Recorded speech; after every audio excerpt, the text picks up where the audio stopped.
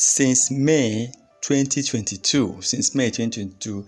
That should be about 1 year and 1 month, about that 13 months ago.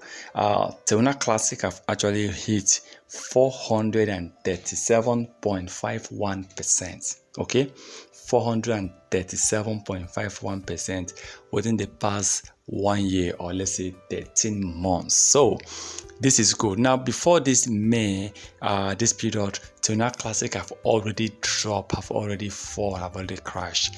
Now, this record is actually after the crash of Tona Classic.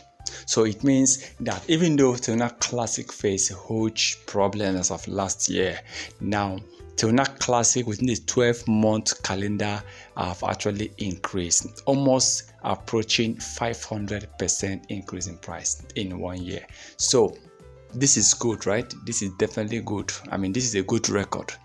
So despite that, Tona Classic have been recording low burning. Despite that, Tona Classic have been having series of different issues, people pulling out, the market cap dropping, and yet the price. I mean, I'm talking about mostly the price of Tona Classic still hit about 437.51%, which is definitely good. This is good record for Tona Classic LUNC. So for me, 437.51% is huge success for Tona Classic, because I believe that in so many coins that have been affected, definitely most of them crashed out, but LUNC still maintain high trading volume, okay, with at least 437% increase with what they faced. They crashed.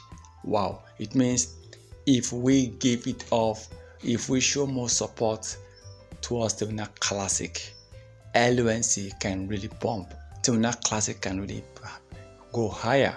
So I believe that let's keep on pushing, let's keep on believing.